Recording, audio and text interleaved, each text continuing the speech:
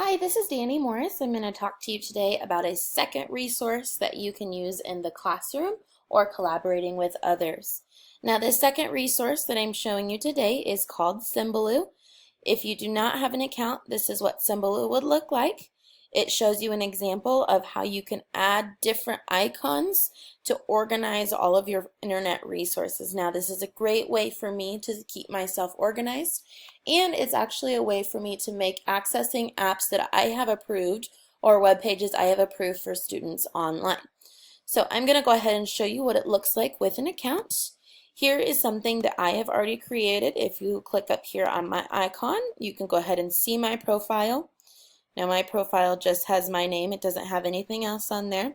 It does show all of the web pages that I have, so just a few.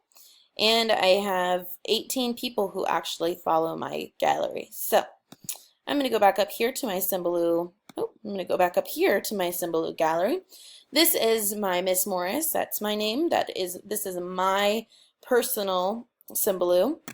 This has all of the different websites and resources that I use the most in my classroom just for different reasons. Now, if you can go on here, you can create your own. You can add a tile. If you see it pops up and says add a tile, I can click on that. I can search for different tiles that I can add on there. So let's say I want to add or have Target on here. Maybe I want to add Walmart. I can click and I can add a Walmart, and Walmart automatically comes up there. Now, if it's not already on there, I can come up here. I can create a tile. I can paste the address in here. I can say whether it's a website or a news source. I can design my tile, give it a name, choose an icon, and I can add any sort of web-based resource that I might like. Now, I'm going to go ahead and close out of this and show you again what this looks like for me. If I have this open and I have these icons, the greatest thing about them is all I have to do is I have to go and click on it. Now, this is my web page for my school.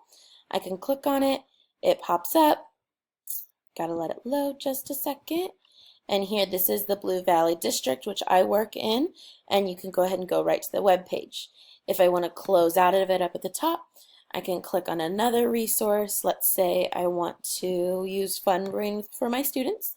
I can click on FunBrain, and it takes me right to that website. Now, I don't know why my internet's going kind of slow today, but you get the picture. It kind of goes right to your web page that you need. Another way I use this resource, I have transitions down. I'm very big on using music and videos in my classroom. I have transitions, so if I'm having students clean up, if we're going from one subject to another or something, I might play a video. One popular one in the morning, I play a good morning song. This is a direct link to a YouTube video. So all I have to do is click on it, click on play, and it will play right in the Symbaloo gallery. There are other options where I can have it play. Good morning, everyone. Within YouTube itself, or I can just have it play in here and it makes it easier. I have to click the X and then it takes me right back here. Now, I have all of the ones that I want that I've already created up here. I've followed other ones. Here are some Just Dance videos. Here are some pre-decodable books that I have that I can click on. I can also go to my drop-down folder over on the left side. And each month of the school year, I create one. So here in August and September, here are some great resources that I can use that goes along with the beginning of the year. And I add to these. Now, the greatest thing about this is once you spend a lot of time getting this, you get the hang of it, you can share it with other people. This is lit up green up here because it shows that I already have shared it with my colleagues. So I'm going to click on it just to show you what I do. I go over to Webmix Info and Share Options. And I can go ahead and add in a name, a description, maybe some related words so people can find them.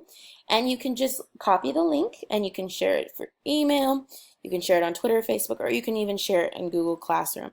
Now, I have chosen to share it privately with friends. I could click publicly so people could find it, or I could collaborate. And there's also no way you can follow just my profile to see, like you saw those 18 other people's. I think this is a great resource for organizing yourself and getting your students the resources they might need. There, once again, is multiple ways to use this. Therefore, there's a couple reasons why you would use this and how you could see it. The ISTE standards that you could use are ISTE.T.6b, manage the use of technology in student learning strategies and digital platforms, virtual environments, hands-on makerspaces, or in the field. Or we could use ISTE.T.2b,